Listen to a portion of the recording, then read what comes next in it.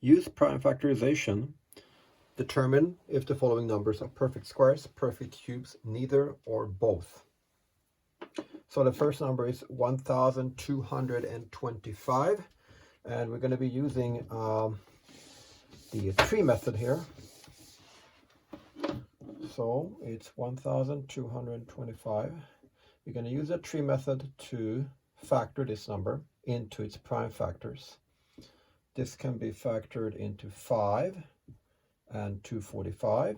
245 times 5 is 1225. 5 is a prime factor, so we're done there. 245 can be factored into 5 and 49. 49 can be factored into 7 and 7. Okay, so we have the 4 prime factors. If you multiply these together, you're going to get the original number back.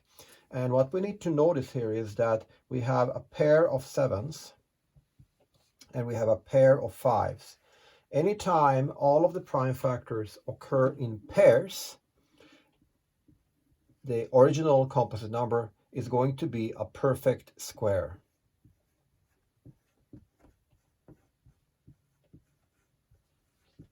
Okay, and we could check this. If we take one of the prime factors from each pair, so we take 5 and multiply it by one of the 7s, we get 35. This is going to be the square root of that perfect square. So square root of 1225 is going to be 35. And then we can, of course, check that on our calculator.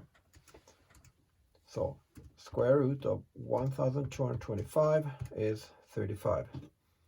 So that way we can verify that it is actually a perfect square. The second number is 3042. We're going to be using, instead of the tree method, here we're going to be using the table method. So 3042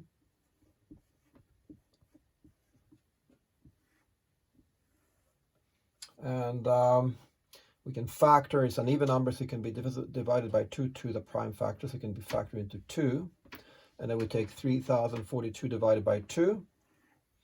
That's 1521. 21 is divisible by 3. 1521 divided by 3 is 507. 507 is divisible by 3.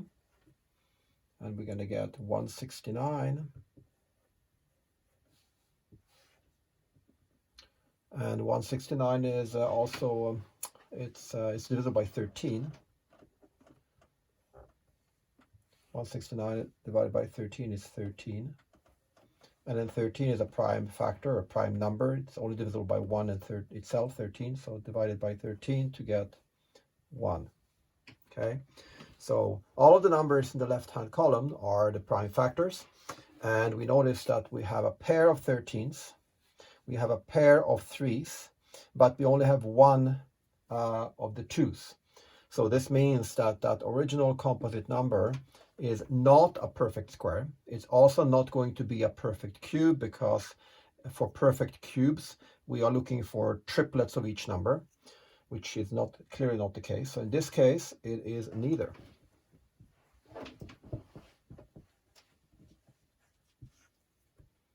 Okay. The next number is a large number. We're going to be using the tree method here. It's 44,100. Okay, so it's likely going to be a large tree, so we want to make sure we have enough space. 44,100. It ends with a 2 with 2 zeros, which means it's going to be divisible by 100. And we're left with 441. 100 can be factored into 10 times 10. 10 can be factored into 2 times 5. Okay, now we come back to the 441. The 441 is divisible by 7, which leaves us with 63. 63 is divisible by 7 and 9. 7 is a prime number, prime factor, so we're done here. 9 can be factored into 3 and 3. Okay, now what do we have? We have a pair of 3s, we have a pair of 7s, we have a pair of 5s, and we have a pair of 2s.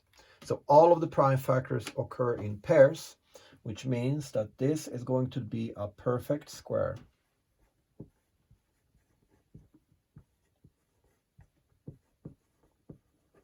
And if we want to know what the square root of 44,100 is, we just multiply one of the prime factors from each of the pairs. So it's going to be 2 times one of the 5s times one of the 7s times one of the 3s. Okay, so it's going to be 2 times 5 times 7 times 3 is 210. So we're sort of predicting here that the square root of 44,100 is 210. We can obviously check that by taking the square root of 44,100, leaving us with 210. Okay. The next number is, we're going to use the table method here again. It's 6,612. So 6,612. It's an even number, so it's divisible by 2, which leaves us with 3,306. That's divisible by 3, which leaves us with 1,102. That's divisible by 2, which would leave us with 551. 551, this might be a little bit tricky, so what you want to do is you want to find a prime factor, not just a factor. The left-hand column has to be prime factors, right? So in a situation like this, it would be easiest just to go through your prime numbers, starting with 2 and going up, so like 2, 3, 5, 7, etc. And in this case, it'll turn out that this 551 is divisible by 19. And that leaves us with 29. 29 is divisible by, well, it's a prime number, so it's divisible only by itself and 1, which leaves us with 1. Right? And if we take a look at what we have in terms of prime factors, we have one pair of 2s. But the rest of the numbers, so the 3, the 19, the 29, they do not occur in pairs, they do not occur in triplets, which means that this original composite number is neither. It's neither a perfect square nor a perfect cube.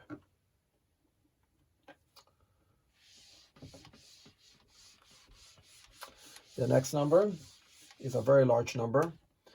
We're going to use the tree method here, so it's 970,299. Okay, it is an odd number, so it's not going to be divisible by 2. It ends in a 9, so we can try and divide this by 9. So it turns out that it is divisible by 9. It would also be divisible by 3. So dividing this by 9 leaves us with 107,811. 9 can be factored into 3 and 3. 3 times 3. 107,811 is divisible by 11 and leaves us with 9,801.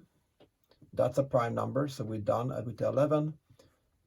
9,801 is divisible by 3, which leaves us with 3,267, which is divisible by 3 again, which leaves us with 1,089, is divisible by 3 again, which leaves us with 363, and we're running out of space here. So 363 again is divisible by 3, and that leaves us with 121. I'm going to just continue up here. 121 is divisible by, this is 121, it's divisible by 11. 11 times 11 is 121. So that was a large tree. Now, what do we have? We have a pair of 3s here. We have a pair of 3s here, another pair of 3s. We have a pair of 11s, but then we have one more prime factor 11, which is by itself. Okay, there's not a partner for this one, which means that this original composite number is neither a perfect square nor a perfect cube.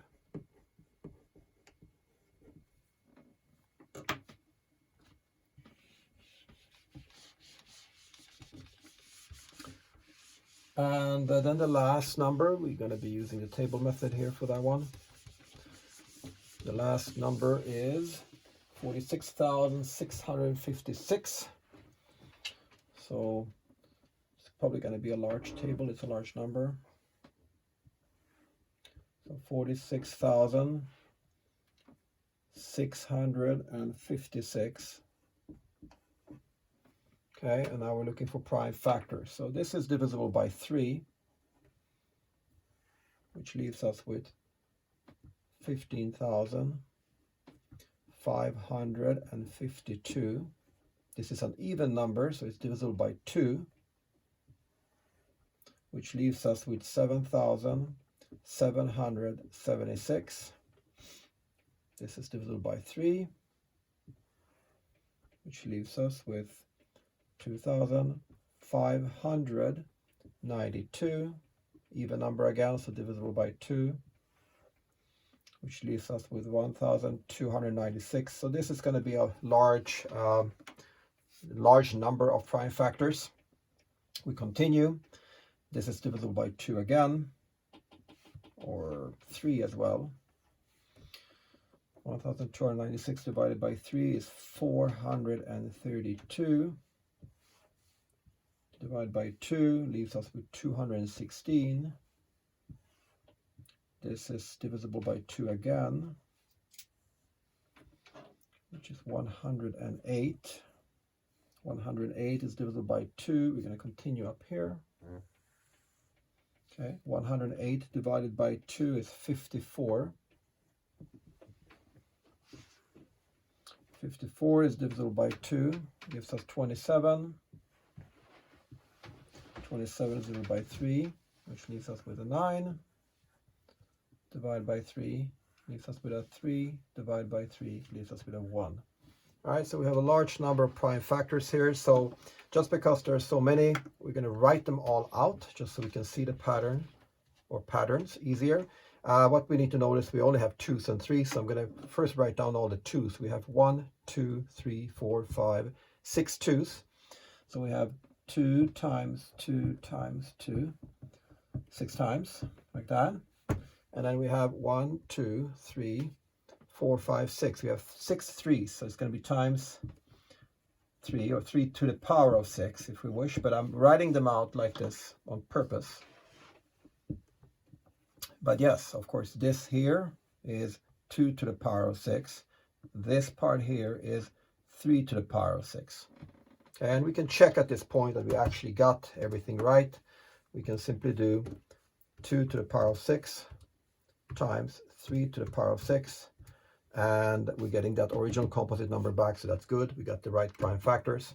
Now, what we need to notice here is that we have a pair of 2s here, another pair of 2s, another pair of 2s, a pair of 3s, a second pair of 3s, and a third pair of 3s, which means that this original number is a perfect square. In addition to that, however, we also have, do it like this, we have a triplet of 2s, 3 2s. We have a second triplet of 2s. Then we have a triplet of 3s, and we have a second triplet of 3s, which means that this number here is a perfect square and a perfect cube. So this one is both. Okay, So it means that if I do square root of 46,656, I'm going to pull out one of the 2's from each pair. So it's going to be 2, there's going to be 3 of them cubed. And then one of the 3's from each pair. So it's going to be 3 cubed. And I can calculate what the square root of that would be. 2 cubed times 3 cubed. It's going to be 216. Okay. And we can check that. We can do square root of 46,656. 216. Okay. And that concludes this problem.